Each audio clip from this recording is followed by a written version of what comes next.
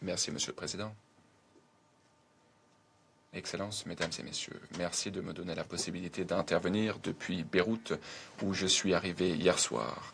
Et à Beyrouth, le niveau d'angoisse, de tension est inédit. Cela fait des années que j'ai travaillé sur le dossier libanais. Je n'avais jamais assisté à une telle situation. Le moment est particulièrement grave et cela a été bien décrit par le président Aoun et le Premier ministre Salam avec lesquels je vais m'entretenir aujourd'hui et je vais également m'entretenir avec le président du Parlement Berry demain. Je réitère les appels lancés en faveur d'un dialogue avec Israël pour mettre en œuvre la résolution 1701 du Conseil de sécurité et pour que l'État libanais puisse asseoir son monopole sur les armes. À l'heure où je vous parle, nous entendons le bruit des frappes aériennes dans les quartiers sud de Beyrouth. Le vrombissement des drones est constant. Comme vous l'avez entendu de la part du secrétaire général adjoint Lacroix et du sous-secrétaire général Carry, les discussions aujourd'hui sont urgentes. La situation des deux côtés de la ligne bleue exige l'attention du Conseil et votre action collective afin d'éviter une détérioration supplémentaire de la crise. Je souhaiterais, à l'instar de mes collègues, présenter mes sincères condoléances à la suite du décès de 3 casques bleus. Depuis que je me suis adressé à vous la dernière fois, le 11 mars, les conséquences humanitaires de cette escalade régionale se sont détériorées à travers le Liban.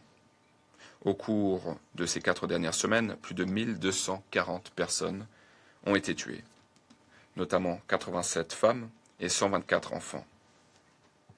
52 secouristes ont été tués. 3500 personnes ont été blessées.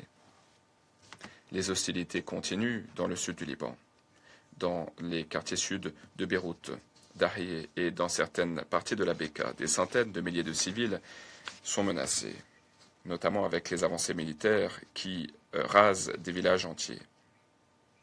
Par ailleurs, des roquettes continuent d'être lancées aveuglément par le Hezbollah le long de la ligne bleue pour cibler le nord d'Israël, ce qui cause des victimes et ce qui propage la peur parmi les civils en Israël. Au Liban, plus de 1,1 million de personnes ont été déplacées au cours de ces 4 dernières semaines, notamment plus de 370 000 enfants. Plus de 200 000 personnes ont franchi la frontière syrienne au cours du mois écoulé. Ce sont donc des déplacements à répétition auxquels nous assistons. Et de tels déplacements augmentent la vulnérabilité, notamment pour les femmes et les filles qui se trouvent dans des lieux surpeuplés et étrangers. Je l'ai vu moi-même ce matin, des familles syriennes et libanaises avec lesquelles je me suis entretenu qui font état de cette incertitude, du manque de résilience et de leur frustration car elles ne peuvent pas rentrer chez elles. Beaucoup de familles libanaises ont fui les combats en 2024 et doivent le faire de nouveau aujourd'hui. Je me suis entretenu avec des Syriens qui ont été déplacés à plusieurs reprises depuis 2014 et qui ont fait état de ces derniers déplacements. Le déplacement, ce n'est pas une solution, mais les familles n'ont d'autre choix que de le faire. C'est une solution temporaire pour préserver leur dignité en attendant que les conditions leur permettent de rentrer dans leur village et leur ville. Mais surtout, ils nous demandent de bien vouloir prendre en compte leur vie. Ils ne sont pas des statistiques. Il faut tenir compte de leur vie, de leurs pertes, de leur espoir, de leurs aspirations. Monsieur le Président, avant même ce dernier épisode de violence, des dizaines de milliers de personnes étaient déplacées, des communautés entières qui survivent avec un accès partiel à la santé, à l'eau, à l'électricité, à l'éducation. L'escalade actuelle ne fait qu'exacerber une situation déjà grave.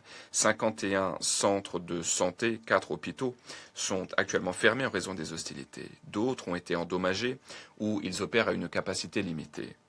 Les écoles, les universités sont utilisées pour abriter les populations. Des milliers d'enfants sont donc déscolarisés.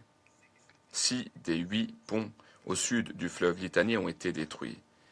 Et il y a d'autres infrastructures vitales qui ont été attaquées.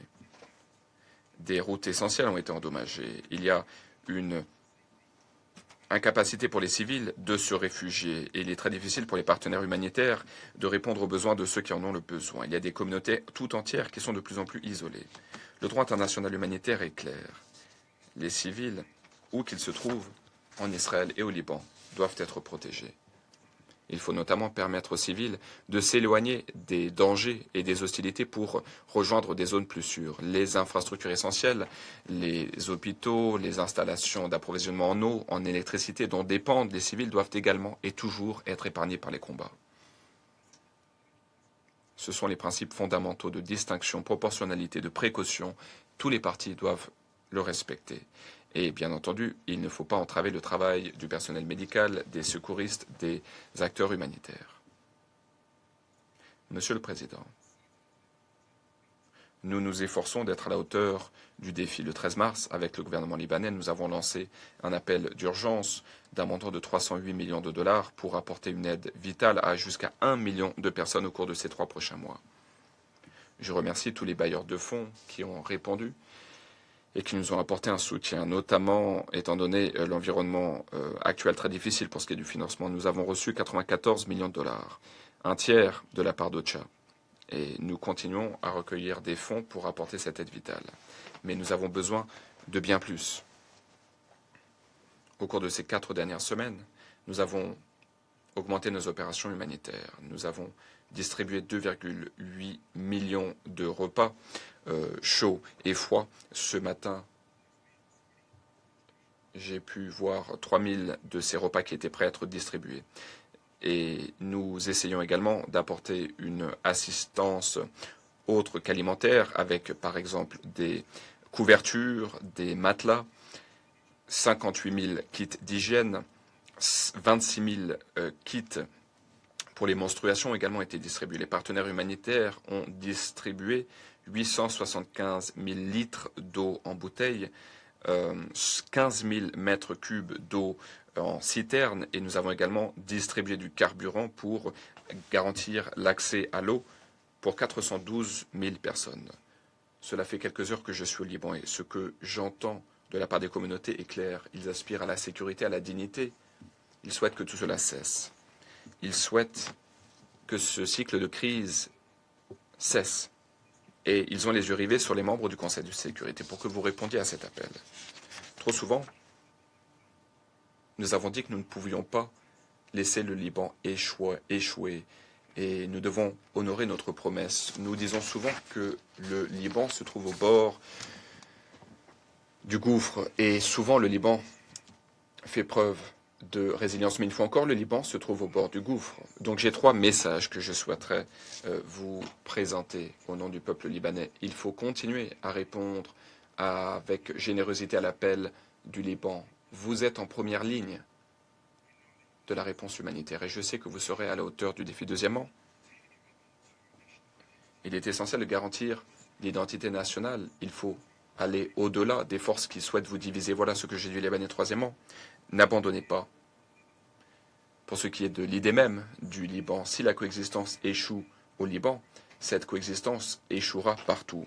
Et enfin, Monsieur le Président, j'ai 3 requêtes que je souhaiterais adresser au Conseil de sécurité. Tout d'abord, étant donné les annonces de certains décideurs politiques israéliens, étant donné ce que nous avons vu à Gaza, comment allez-vous protéger les civils? Deuxièmement, étant donné l'intensité des déplacements auxquels nous assistons, comment nous préparer collectivement, en tant que communauté internationale, pour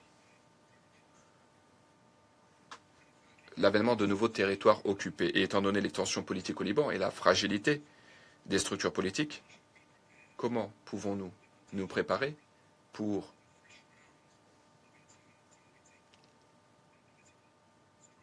la tragédie qui découlerait de nouvelles tensions politiques? Ce sont des questions qui nous hantent, qui sont loin d'être aisées, mais ce sont à ces questions que nous devons répondre, que le Conseil de sécurité et que l'ONU doivent répondre, si nous souhaitons être à la hauteur du défi.